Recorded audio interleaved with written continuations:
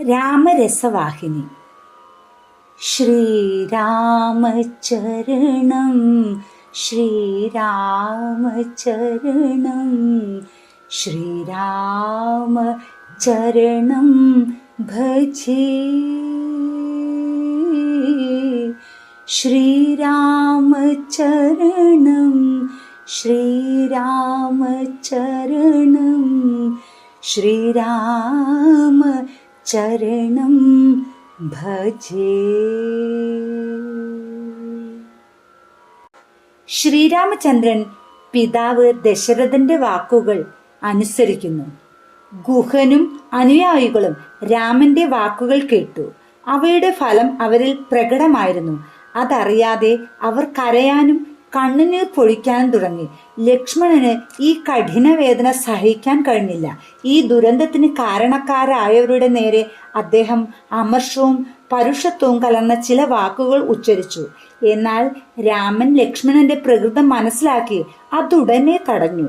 അനന്തരം അദ്ദേഹം മന്ത്രി സുമന്ത്രരുടെ നേരെ തിരിഞ്ഞു. എന്നിട്ട് പറഞ്ഞു, സുമന്ത്രരെ, ലക്ഷ്മണൻ കേവലം കൗമാരദശ വിടാത്ത ആളാണ്. അവന്റെ വാക്കുകൾക്ക് പ്രാധാന്യം കൽപ്പിക്കരുത്. അവ അച്ഛനെ അറിയിക്കുകയും വേണ്ട. ലക്ഷ്മണന് എന്നോട് വലിയ സ്നേഹമാണ്. സീത അനുഭവിക്കുന്ന യാതനകളും അവനെ വല്ലാതെ അസ്വസ്ഥനാക്കിയിട്ടുണ്ട്. ഇവയെല്ലാം കൊണ്ട് അവന്റെ മനസ്സ് ദുഃഖപൂർണമാണ്. എന്നെ വനത്തിലേക്ക് നാടുകടത്തിയവരെ സംബന്ധിച്ച് അവനുള്ള തെറ്റിദ്ധാരണ മൂലമാണ് അവൻ അത്തരം വാക്കുകൾ ഉപയോഗിച്ചത്. പ്രകൃത്യാ ലക്ഷ്മണൻ വളരെ വിശിഷ്ട ഗുണമുള്ളയാളാണ്. അനന്തരം രാമൻ തന്റെ ഭ്രാതാവിന്റെ ഗുണങ്ങളെ വർണ്ണിക്കാൻ തുടങ്ങി. സുമന്തർ തല ഉയർത്തി രാമനോട് സീതയെപ്പറ്റി ചില അപേക്ഷകൾ നടത്തി. പ്രഭു, ജാനകി ഇളം പ്രായക്കാരിയും മൃദുല സ്വഭാവമുള്ളവളുമാണ്. അവർക്ക് വനജീവിതത്തിന്റെ കഷ്ടപ്പാടുകളെ ചെറുത്തു നിൽക്കാൻ കഴിയുകയില്ല. അവരോട് നഗരത്തിലേക്ക് മടങ്ങാൻ ഉപദേശിക്കുന്നത് ഏറ്റവും ആവശ്യമാണ്. അതാണ് ശരിയായ കർത്തവ്യമെന്ന് അവരെ ബോധ്യപ്പെടുത്തുകയും വേണം. അവർ അയോധ്യയുടെ ജീവശ്വാസമാകുന്നു. അവർ സാമ്രാജ്യത്തിലെ ക്ഷേമദേവതയാണ്. അവർക്ക് അയോധ്യയിലേക്ക് തിരിച്ചു വരാൻ സാധിക്കുകയില്ലെങ്കിൽ ആ നഗരത്തിലെ നിവാസികൾ വറ്റിയ കുളത്തിലെ മത്സ്യത്തെ പോലെ വേദന അനുഭവിക്കും. അവർ തിരിച്ചു വന്ന് ഭർത്തൃമാതാവിൻ്റെ കൂടെയോ സ്വന്തം മാതാപിതാക്കളുടെ കൂടെയോ ഇഷ്ടം പോലെ താമസിക്കട്ടെ. ഇതേ വാക്കുകൾ അങ്ങയോട് പറയാനായി ചക്രവർത്തി എന്നോട് പലവട്ടം കൽപ്പിച്ചിരിക്കുന്നു. അങ്ങ് 14 വർഷത്തിന് ശേഷം അയോധ്യയിലേക്ക് മടങ്ങിയെത്തിയാൽ ജാനകിയെ അവരുടെ പിതൃ രാജധാനിയിൽ നിന്ന് കൂട്ടിക്കൊണ്ടുവരികയും ചെയ്യാമല്ലോ.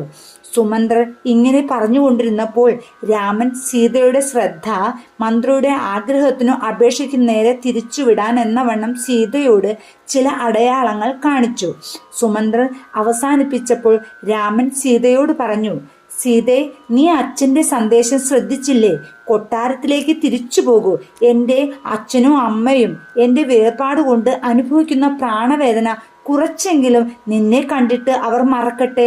അവരുടെ വാർദ്ധക്യ ദശയിൽ ഈ ഭയങ്കരമായ അവസ്ഥ സഹിക്കാൻ കഴിയാത്തവണ്ണം അവർ ദുർബലരുമാണ്. അതുകൊണ്ട് നീ മന്ത്രിയോടൊപ്പം അയോധ്യയിലേക്ക് മടങ്ങി പോകേണ്ടത് ഒഴിച്ചുകൂടാത്ത ആവശ്യമാണ്. അച്ഛൻ്റെ അപേക്ഷ അവരെ കൊണ്ട് അനുസരിപ്പിക്കാൻ അവരെ സ്വാധീനിക്കുന്നതിനു വേണ്ടിയും മറ്റു പല വാദങ്ങളും രാമൻ ഉപയോഗിച്ചു. സീത മറുപടി പറഞ്ഞു, പ്രഭു, അങ്ങ് സർവജ്ഞനാണ്. മനുഷ്യ സമുദായത്തിൽ ഓരോ വിഭാഗത്തിനും നിർദ്ദേശിക്കപ്പെട്ട മാതൃകാപരമായ ധാർമ്മിക വൃത്തി അങ്ങേക്ക് അറിയാം. ഞാൻ അത് അങ്ങയെ അനുസ്മരിപ്പിക്കേണ്ട ആവശ്യമില്ല. സദയം എൻ്റെ പ്രാർത്ഥന അല്പസമയം ശ്രദ്ധിക്കൂ. നിഴൽ അതിൻ്റെ ആധാര വസ്തുവിനെ അനുഗമിക്കേണ്ടതാണ്, അല്ലേ? അതിന് ആ വസ്തുവിൽ നിന്ന് അകന്നു നിൽക്കുവാൻ കഴിയുമോ? സൂര്യനിൽ നിന്ന് അകന്ന് സൂര്യരശ്മികൾക്ക് അസ്തിത്വമുണ്ടോ? ചന്ദ്രനിൽ നിന്നും അകറ്റപ്പെട്ട നിലയിൽ ചന്ദ്രികയ്ക്ക് നിലനിൽപ്പുണ്ടോ? അതുപോലെ ഈ സീതയാകുന്ന നിഴലിന് രാമചന്ദ്രനെ വിട്ടുകൊണ്ട് നിലനിൽക്കാൻ സാധ്യമല്ല. അനന്തരം അവർ സുമന്ത്രരുടെ നേരെ തിരിഞ്ഞു പറഞ്ഞു, സുമന്ത്രരെ, അങ്ങ് എൻ്റെ പിതാവിനെ പോലെയും ഭർത്തൃപിതാവിനെ പോലെയും എനിക്ക് ആദരണീയനാണ്. അങ്ങ് എൻ്റെ ഗുണകാംക്ഷിയും ആണ്. സദയം ഇത് പരിഗണിക്കൂ. ഞാൻ എൻ്റെ നാഥൻ്റെ പാതാരവിന്ദങ്ങളല്ലാതെ മറ്റ് യാതൊരു അഭയസ്ഥാനവും അന്വേഷിക്കുകയില്ല.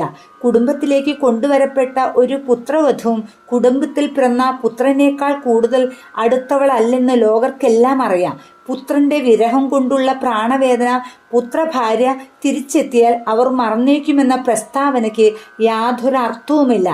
എൻ്റെ അച്ഛൻ്റെ രാജധാനിയിലെ ധനത്തെയും സുഖങ്ങളെയും സംബന്ധിച്ചാണെങ്കിൽ അവ മതിയാവോളം ഞാൻ കുട്ടിക്കാലത്ത് അനുഭവിച്ചിട്ടുണ്ട്. ഇപ്പോൾ എനിക്ക് അവ തൃണസമം ശുഷ്കവും വില കുറഞ്ഞതും ആയാണ് തോന്നുന്നത്. എൻ്റെ സ്വാമി അടുത്തില്ലെങ്കിൽ അദ്ദേഹം സഞ്ചരിക്കുന്ന മാർഗമല്ലാതെ എനിക്ക് മറ്റൊരു മാർഗവും ഇല്ല. അതുകൊണ്ട് എന്നെ തെറ്റിദ്ധരിക്കാതെ സദയം എൻ്റെ വാക്കുകൾ സമ്മതിച്ച് എന്നെ അയോധ്യയിലേക്ക് കൊണ്ടുപോകാനുള്ള ശ്രമം ഉപേക്ഷിക്കൂ. അത് മറന്നു കളയൂ. എൻ്റെ പ്രണാമങ്ങൾ മാതാപിതാക്കളെ അറിയിക്കുക. ഞങ്ങളെപ്പറ്റി യാതൊരു ഉത്കണ്ഠയ്ക്കും കാരണമില്ലെന്ന് അവർക്ക് ഉറപ്പു കൊടുക്കുകയും ചെയ്യുക. സീത സന്തുഷ്ടയാണ്. മിഥിലയിലോ അയോധ്യയിലോ അവൾ ഉണ്ടായിരുന്ന കാലത്തുള്ളതിനേക്കാൾ അനേകായിരം മടങ്ങ് അധികം സന്തുഷ്ടയാണ് എന്ന് അവരോട് പറയുക. ഞാൻ മഹാവീരനും യോദ്ധാക്കളിൽ അത്യുത്തമനും ആയ എൻ്റെ നാഥൻ്റെയും അദ്ദേഹത്തിൻ്റെ അനുജനായ ലക്ഷ്മണൻ്റെയും ഒന്നിച്ചാണുള്ളത്. ഭയമോ ഉത്കണ്ഠയോ മാനസിക ക്ഷോഭമോ അസ്വസ്ഥപ്പെടുത്താതെ കാട്ടിൽ സന്തോഷത്തോടും സുഖത്തോടും കൂടി കഴിയുകയാണ്. യാത്ര കൊണ്ട് എനിക്ക് യാതൊരു ക്ഷീണവും ഉണ്ടായിരുന്നില്ലെന്നും അവരോട് പറയൂ. ഞാൻ വളരെ സന്തുഷ്ടയാണെന്നും ഈ നാടുകടത്തൽ ശിക്ഷ ഒരു ഭാഗ്യമായി ഞാൻ കരുതുന്നുവെന്നും അവരോട് പറയുക. ഈ വാക്കുകൾ കേട്ട് സീതയുടെ മുഖത്തു നോക്കാൻ സാധിക്കാത്ത വിധം സുമന്ത്രർ അവരുടെ നേരെയുള്ള സ്നേഹത്താലും ദുഃഖത്താലും ആകുലനായി. അത്രയും ഹൃദയസ്പർക്കായ വാക്കുകൾ കൂടുതൽ ശ്രദ്ധിക്കാനായില്ല. അവരോട് സംസാരിക്കാൻ അദ്ദേഹത്തിന് വാക്കുകളൊന്നും കിട്ടിയില്ല. സീതയുടെ നന്മകളെയും അവരുടെ പവിത്രമായ വികാരങ്ങളെയും അവരുടെ ദൃഢനിശ്ചയത്തെയും കുറിച്ച് അദ്ദേഹം പര്യാലോചിച്ചു. ഇത്രയും പരമോത്കൃഷ്ട പ്രകൃതിയുള്ള ഒരു മഹതിയുടെ സാന്നിധ്യവും പ്രചോദനവും നഷ്ടപ്പെട്ട അയോധ്യയുടെ വിധിയെപ്പറ്റി അദ്ദേഹം പരിതപിച്ചു. അദ്ദേഹം രാമനോട് പറഞ്ഞു, രാമ, അങ്ങനെയാണെങ്കിൽ ഒരു പ്രാർത്ഥന സ്വീകരിക്കൂ. അങ്ങയുടെ കൂടെ എന്നെ 14 വത്സരം അങ്ങയെ സേവിച്ചുകൊണ്ട് വനത്തിൽ കഴിയാൻ അനുവദിച്ചാലും. രാമൻ മറുപടി പറഞ്ഞു, സുമന്ത്രരെ, നിങ്ങൾ നിയമത്തിലും ധാർമ്മിക കാര്യങ്ങളും വിദഗ്ധനാണല്ലോ. നിങ്ങൾ എൻ്റെ മന്ത്രിയല്ല, ദശരഥ ചക്രവർത്തിയുടെ മന്ത്രിയാണ്. അദ്ദേഹമാണ് നിങ്ങൾ തിരിച്ചു ചെല്ലണമെന്ന് കൽപ്പിച്ചത്. നിങ്ങൾ ഇവിടെ സ്ഥിരമായി കഴിയാൻ എനിക്ക് എങ്ങനെ അനുവദിക്കാനാകും? അല്ലെങ്കിൽ തന്നെ ഈ പ്രത്യേക ഘട്ടത്തിൽ നിങ്ങൾ ചക്രവർത്തിയിൽ നിന്നോ അകന്നിരിക്കുന്നത് ഉചിതമല്ല. നിങ്ങൾ ചക്രവർത്തിക്ക് വലങ്കൈ പോലെയാണ്. താങ്കൾ സ്വന്തം ആനന്ദത്തിനു വേണ്ടി ശ്രമിക്കരുത്. അദ്ദേഹത്തിൽ നിന്നും വിട്ടകന്നു നിൽക്കുകയും അരുത്. പോകൂ, അദ്ദേഹത്തിൻ്റെ അടുത്തേക്ക് പോകൂ. ഇനിയും താമസിയാതെ നിങ്ങൾ വേഗത്തിൽ പോയാൽ നിങ്ങൾക്കും എനിക്കും എൻ്റെ മാതാപിതാക്കൾക്കും ആശ്വാസവും വിശ്വാസവും പ്രദാനം ചെയ്യാൻ കഴിയും. മറ്റു പല വാദങ്ങളും ഉദാഹരണങ്ങളും ഉന്നയിച്ചുകൊണ്ട് രാമൻ അദ്ദേഹത്തെ വേഗം പോകാൻ പ്രേരിപ്പിച്ചു. ചെറുത്തു നിൽക്കാൻ അസാധ്യമാണെന്നത് കണ്ട് സുമന്ത്രർ ഉച്ചത്തിൽ വിലപിച്ചു. 3 പേരുടെയും മുമ്പാകെ നമസ്കരിച്ചുകൊണ്ട് തിരിഞ്ഞു നടന്നു. അദ്ദേഹത്തിൻ്റെ അടിവെപ്പുകൾ കനത്തതും ഇടറുന്നതും ആയിരുന്നു. അദ്ദേഹത്തിൻ്റെ മനസ്സിനും ശരീരത്തിനും പോകാൻ ഇഷ്ടമില്ലായിരുന്നു. രാമൻ അദ്ദേഹത്തിൻ്റെ കരം ഗ്രഹിച്ചു. രഥത്തിൻ്റെ അടുത്തേക്ക് നടന്നു പോകാനും അതിൽ കയറിയിരിക്കാനും സഹായിച്ചു. അയോധ്യയിലേക്ക് മടങ്ങിപ്പോകാൻ പ്രോത്സാഹിപ്പിക്കുന്നതിനായി സുമന്ത്രരോടും കുതിരകളോടും രാമൻ മധുരമായി സംസാരിച്ചു. സുമന്ത്രർ അയോധ്യയിലേക്ക് തിരികെ തേരോടിച്ചു. കുതിരകൾക്ക് തിരിച്ചു പോകാൻ ഇഷ്ടമുണ്ടായിരുന്നില്ല. കുതിരകൾ രാമനോടൊന്നിച്ച് നിൽക്കുന്നതിന് ആഗ്രഹിച്ചുകൊണ്ട് രാമൻ സ്ഥിതി ചെയ്യുന്ന സ്ഥലത്തേക്ക് തന്നെ തിരിഞ്ഞു. ചമ്മട്ടി ആഗ്രഹം കൊണ്ട് കുത്തുകയും മറ്റു നിലയിൽ പ്രേരിപ്പിക്കുകയും ചെയ്തിട്ടും അവ നീങ്ങാൻ കൂട്ടാക്കിയില്ല. അവ പ്രതിഷേധത്തിൽ കരുണാത്മകമായ ഹേഷാരവും പുറപ്പെടുവിച്ചു. അവർ രാമനെ ഒരു നോക്ക് കാണാൻ കഴുത്ത് മുമ്പോട്ട് നീക്കി. സുമന്ത്രൻ അസഹ്യമായ ദുഃഖത്താൽ പിറകോട്ട് തിരിയുകയായിരുന്നു. കവിൾത്തടങ്ങിൽ കൂടി ഒഴുകിയ കണ്ണുനീർ തുടച്ചു കളഞ്ഞ് തൻ്റെ ദുഃഖം ആളുകളെ കാണിക്കാൻ ഇഷ്ടപ്പെടാത്തതുപോലെ തല താഴ്ത്തി. സുമന്ത്രയുടെ സ്ഥിതി കണ്ട് ഗുഹന് കഠിനമായ ദുഃഖമുണ്ടായി. അദ്ദേഹം ഒരു വൃക്ഷത്തിൽ ചാരി നിന്ന് അതിൻ്റെ തടിയോട് തലയമർത്തി കരഞ്ഞു. വൃദ്ധനായ മന്ത്രിയെ തിരിച്ചയച്ച ശേഷം രാമൻ പത്നിയോടും അനുജനോടും കൂടി ഗംഗാതീരത്തിലേക്ക് തിരിച്ചു.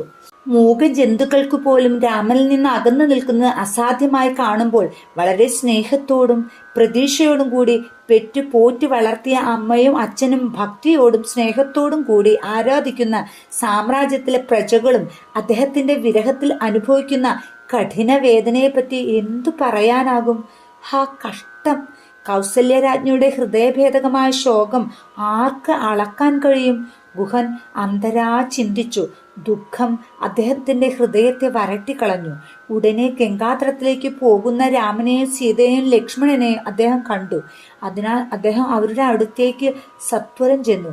അവർക്ക് നദി കടക്കണമെന്ന് ആഗ്രഹമുള്ളതായി കണ്ട അദ്ദേഹം മറുകരയിൽ ഉണ്ടായിരുന്ന തോണിക്കാരനോട് തോണി കടവിലേക്ക് കൊണ്ടുവരാൻ വിളിച്ചു പറഞ്ഞു. തന്റെ സ്വാമിയുടെ ശബ്ദം കേട്ട തോണിക്കാരൻ തോണി കുറുകെ തുഴഞ്ഞ് നിമിഷങ്ങൾക്കകം രാമൻ നിന്നിരുന്ന സ്ഥലത്തെത്തി. കുറേ വർഷം വനത്തിൽ കഴിച്ചുകൂട്ടുന്നതിനായി പോകുന്ന ദശരഥ ചക്രവർത്തിയുടെ പുത്രനും അയോധ്യയിലെ രാജകുമാരനും അദ്ദേഹത്തിന്റെ പത്നിക്കും സഹോദരനും ഗംഗ കടക്കുന്നതിന് ഉചിതമായ വിധം തോണി തുടച്ച് വൃത്തിയാക്കാൻ ഗുഹൻ തോണിക്കാരനെ സ്വകാര്യമായി വിളിച്ചു പറഞ്ഞു. ഈ തോണിക്കാരനായ നിഷാദൻ രാമന്റെ നാടുകടത്തലിനെ പറ്റിയുള്ള കഥ സ്വസഹോദരന്മാരിൽ നിന്ന് കേട്ടിരുന്നു. അതുകൊണ്ട് അവൻ സമയം ഒട്ടും കളയാതെ വന്നു. പക്ഷെ അവന് ഒരു സംശയം അവശേഷിച്ചിരുന്നു. അതിന് പരിഹാരം വേണ്ടിയായിരുന്നു. രാമൻ ഒരു പാറക്കല്ലിൽ പാദസ്പർശനം നടത്തിയപ്പോഴേക്കും പൊടുന്നനെ അതൊരു സ്ത്രീയായി മാറിയ കഥ അവൻ കേട്ടിരുന്നു. അതാ രാമനോ? ആ രാമനാണോ ഇത്? അല്ല, മറ്റാരെങ്കിലുമോ? അതാണ് അവൻ ഗുഹനോട് ചോദിച്ച ചോദ്യം. ഗുഹൻ പറഞ്ഞു, എന്റെ പ്രിയപ്പെട്ട തോണിക്കാരാ, എന്തൊരു ഓർമ്മശക്തിയാണ് നിനക്കുള്ളത്. വളരെ മുമ്പേ നടന്ന ആ സംഭവം നീ ഇപ്പോൾ ഓർമ്മിച്ചതുകൊണ്ട് ഞാൻ സന്തോഷിക്കുന്നു. മാത്രമല്ല നീ അത് എന്നെ അനുസ്മരിപ്പിക്കുകയും ചെയ്തിരിക്കുന്നു. അദ്ദേഹം രാമന്റെ നേരെ തിരിഞ്ഞ് അമിതമായ ആഹ്ലാദത്തോടു കൂടി പറഞ്ഞു, രാമ കേൾക്കൂ, എന്റെ വർഗത്തിൽപ്പെട്ട ഈ തോണിക്കാരൻ അങ്ങയുടെ പ്രതാപത്തെയും പ്രഭാവത്തെയും മനസ്സിൽ നിധി പോലെ സൂക്ഷിച്ചിരിക്കുകയാണ്. ശിലയായി പോകാൻ ശപിക്കപ്പെട്ട ഗൗതമ മഹർഷിയുടെ പത്നി അഹല്യയെ അങ്ങ് എങ്ങനെ മോചിപ്പിച്ചു എന്ന് അവൻ എന്നെ ഓർമ്മിപ്പിച്ചിരിക്കുന്നു. ആ മഹതിക്ക് ഏറ്റ ദാരുണമായ ശാപത്തിന്റെ പേരിൽ എന്റെ പ്രജകൾ വല്ലാതെ ശോഭിച്ചിരുന്നു. അങ്ങ് അഹല്യയ്ക്ക് ശാപമോഷം കൊടുത്തു എന്നറിഞ്ഞപ്പോൾ അവർ അത്യന്തം സന്തുഷ്ടരാവുകയും ചെയ്തു. അങ്ങയുടെ ഈ ദിവ്യത്വത്തെ സംബന്ധിച്ച് ബോധവാന്മാരാകാൻ കഴിഞ്ഞ എൻ്റെ ആളുകൾ എത്ര ഭാഗ്യശാലികളാണ്. ഗുഹൻ വളരെ ആനന്ദത്തോടു കൂടി തൻ്റെ തോണിക്കാരൻ്റെ വിശ്വാസവും ഭക്തിയും വർണ്ണിക്കുകയായിരുന്നു. ഇതിനിടയിൽ രാമൻ തോണിയുടെ സമീപത്തേക്ക് നീങ്ങി.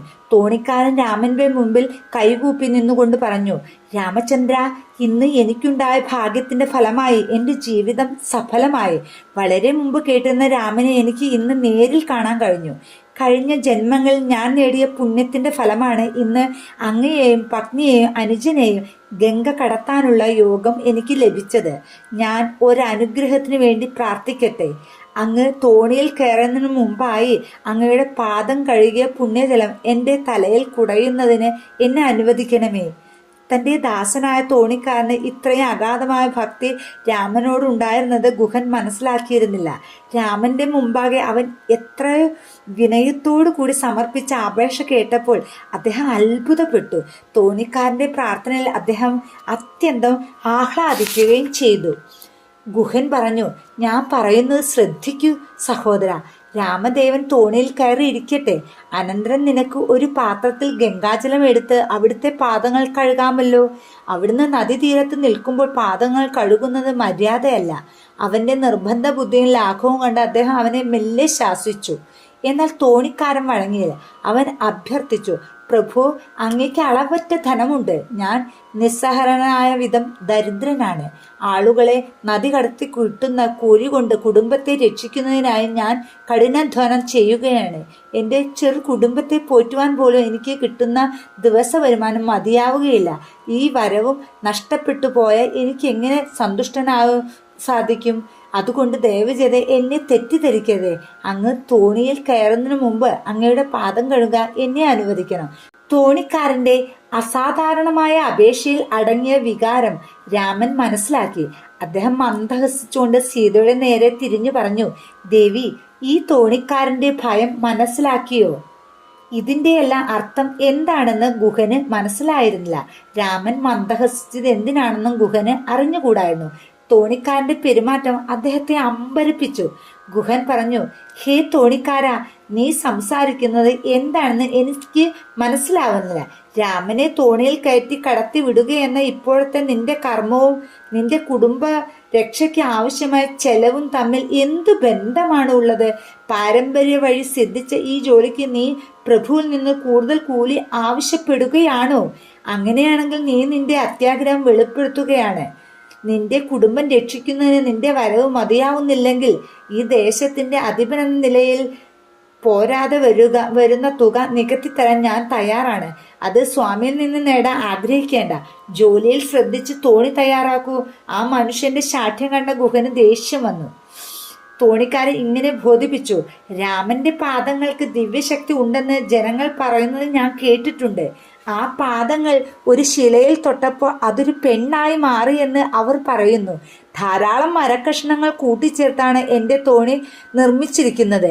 രാമന്റെ പാദസ്പർശമേറ്റ് ഓരോ മരക്കഷ്ണവും ഓരോ സ്ത്രീ ആവുകയാണെങ്കിൽ പ്രഭു എല്ലാവരെയും എൻ്റെ രക്ഷയിലാക്കും.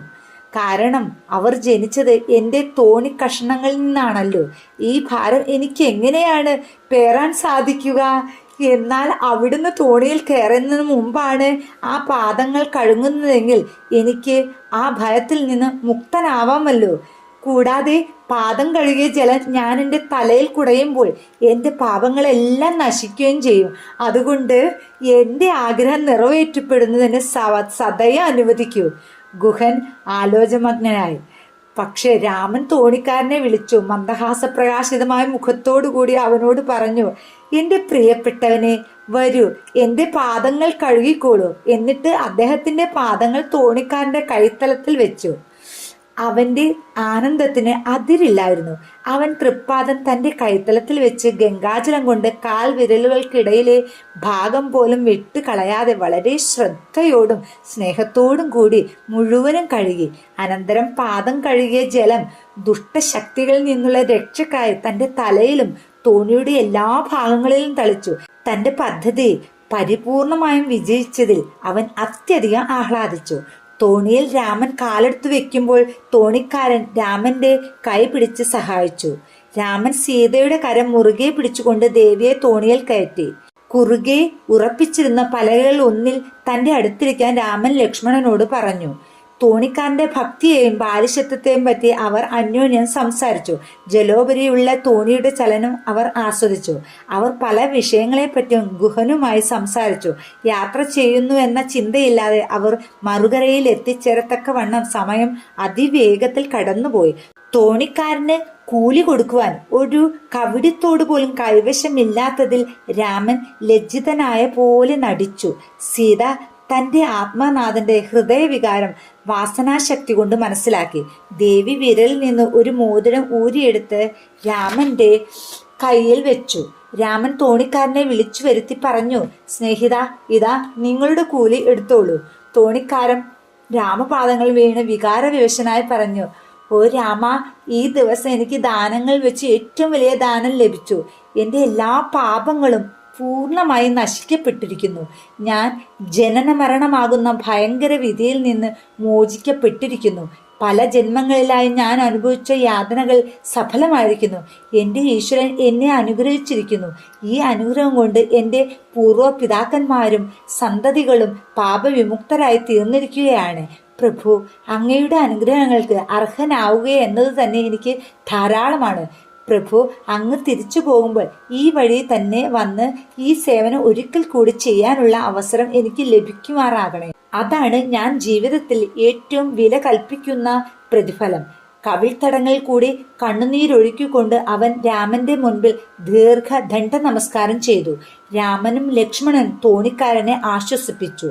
അവൻ ഹർഷോന്മാദം അടക്കുവാൻ ശ്രമിച്ചു. ആ ദാനം സ്വീകരിക്കാൻ അവനെ പ്രേരിപ്പിക്കുന്നതിന് പരിശ്രമിച്ചു നോക്കി. പക്ഷെ തോണിക്കാരൻ പറഞ്ഞു, ഈ ചെറിയ അരുവി കടത്തിയതിന് ഞാൻ അങ്ങയിൽ നിന്ന് കൂലി സ്വീകരിച്ചാൽ എന്നോട് പറയൂ, എൻ്റെ വംശത്തിൽപ്പെട്ട തലമുറകളെയും കോടിക്കണക്കിനുള്ള എൻ്റെ സഹോദരങ്ങളെയും അതിവിസ്തൃതവും മാറ്റത്തിന്റെ അതിവേഗതയുള്ളതും എല്ലാ ജീവികളെയും ഉൾക്കൊള്ളുന്നതും അതീവ ഭീകരവും ആയ സംസാര സാഗരം കടത്തിവിടുന്നതിന് അവിടുന്ന് കൂലിയായി എത്ര സംഖ്യയാണ് സ്വീകരിക്കുന്നത്? ഈ അവസരം ലഭിച്ചത് മൂലം ഞാൻ ആനന്ദനിമഗ്നനായി. എൻ്റെ വഴിയിൽ വന്നുപെട്ട ഈ ഭാഗ്യദായകമായ സന്ദർശനത്തിന് കൂലി സ്വീകരിക്കാൻ നിർബന്ധിച്ചുകൊണ്ട് എന്നെ ഇനിയും ബന്ധങ്ങളിൽ കുടുക്കരുത് സ്വാമി. ഈ വാക്കുകൾ രാമന്റെ ഹൃദയത്തെ വല്ലാതെ സ്പർശിച്ചു. അവന്റെ മേൽ സമ്മർദ്ദം ചെലുത്തുന്നത് നല്ലതല്ലെന്ന് രാമന് തോന്നി. രാമൻ അവനെ ഏറ്റവും ഉദാരമായി അനുഗ്രഹിച്ചു, പോകാൻ അനുവദിക്കുകയും ചെയ്തു. രാമനും ലക്ഷ്മണനും നദീതീരങ്ങളിൽ വസ്ത്രം വിരിച്ച് അതിൽ വില്ലുകളും അസ്ത്രങ്ങളും വെച്ച് കുളിക്കാനിറങ്ങി. അവർ കുളിച്ചു കയറിയതിനു ശേഷം സീതയും പുണ്യനദിയിൽ സ്നാനത്തിനിറങ്ങി. സ്നാനാനന്തരം അവർ ഗംഗയോട് പ്രാർത്ഥിച്ചു, പ്രാണനാഥനോടൊപ്പം സന്തോഷപൂർവ്വം 14 വർഷം കഴിച്ചതിന് ശേഷം ഞാൻ മടങ്ങി വരുമെന്നും അന്ന് നാടുകടത്തൽ ശിക്ഷ അവസാനിച്ചതിൻ്റെ നന്ദിയായി അതിലെ പുണ്യജലം തൻ്റെ ശിരസിൽ കുടയുമെന്നും അവർ പ്രതിജ്ഞയെടുത്തു. അതിനുശേഷം രാമൻ ഗുഹനെ അടുത്തു വിളിച്ചു. എന്നിട്ട് പറഞ്ഞു, പ്രിയ സുഹൃത്തെ, താങ്കളുടെ സമയത്തിൽ അധിക ഭാവവും ഞാൻ എൻ്റെ ആവശ്യത്തിന് വേണ്ടി ഉപയോഗിച്ചു കഴിഞ്ഞു. ഇനി താങ്കൾ സ്വന്തം നഗരത്തിലേക്ക് മടങ്ങിപ്പോവുക. ഈ ആജ്ഞ കേട്ട് ഗുഹന്റെ മുഖം മ്ലാനമായി. കണ്ണുനീർ കവിളുകളിൽ കൂടി ധാരധാരയായി ഒഴുകി.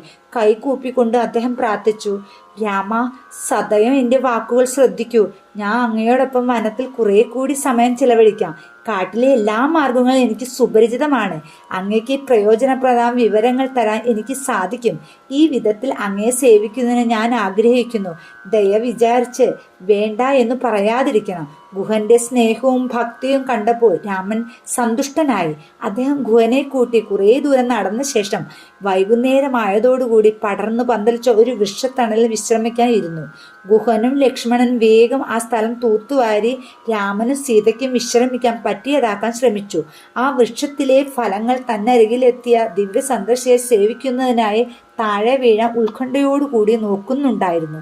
അവ വികാരോത്തജനം കൊണ്ടും ആനന്ദം കൊണ്ടും ചുവന്നുപോയി. ഗുഹനും ലക്ഷ്മണനും വേഗം ആ സ്ഥലം തൂത്തുവാരി രാമനും സീതയ്ക്കും വിശ്രമിക്കാൻ പറ്റിയതാക്കാൻ ശ്രമിച്ചു. ആ വൃക്ഷത്തിലെ ഫലങ്ങൾ തന്നരികിലെത്തിയ ദിവ്യ സന്ദർശകനെ സേവിക്കുന്നതിനായി താഴെ വീഴാൻ ഉത്കണ്ഠയോടുകൂടി നോക്കുകയായിരുന്നു. അവ വികാരോത്തജനം കൊണ്ടും ആനന്ദം കൊണ്ടും ചുവന്നുപോയി. ഗുഹനും ലക്ഷ്മണനും ഫലങ്ങൾ ശേഖരിച്ച് വീതി കൂടിയ ഇലകളിൽ സീതയുടെയും രാമന്റെയും മുമ്പാകെ വെച്ചു. പക്ഷേ രാമൻ ലക്ഷ്മണനോട് ചോദിച്ചു, ലക്ഷ്മണ, സന്ധ്യാകർമ്മങ്ങൾ അനുഷ്ഠിച്ചതിന് ശേഷമല്ലാതെ നമുക്കിത് കഴിക്കാമോ? അതുകൊണ്ട് അവർ പ്രയാഗത്തിലേക്ക് പോയി. പുണ്യനദിയുള്ള സംഗമസ്ഥാനമാണ് പ്രയാഗ്. പ്രയാഗ് വളരെ അടുത്തായിരുന്നു. സ്നാനത്തിന് മുമ്പായി ആ പുണ്യദർശനം സാധിച്ച് മടങ്ങുന്ന വഴിക്ക് രാമൻ പ്രയാഗയുടെ മഹിമ അവരെ വിവരിച്ചു കേൾപ്പിച്ചു. 3 നദികളും ഒന്നിച്ചു കൂടുന്ന ദിക്കിൽ ജലത്തിന്റെ ഫലദായകത്വം വളരെ ശക്തിയുള്ളതാകുമെന്നും മനുഷ്യ മനസ്സിനെ കളങ്കപ്പെടുത്തിയ സർവ്വ പാപങ്ങളെയും കഴുകിക്കളയുവാൻ അതിന് കഴിയുമെന്നും ശ്രീരാമചന്ദ്രൻ പറഞ്ഞു. ഇതിന്റെ തുടർച്ച 28-ാം അധ്യായത്തിൽ. ജയ് ശ്രീറാം.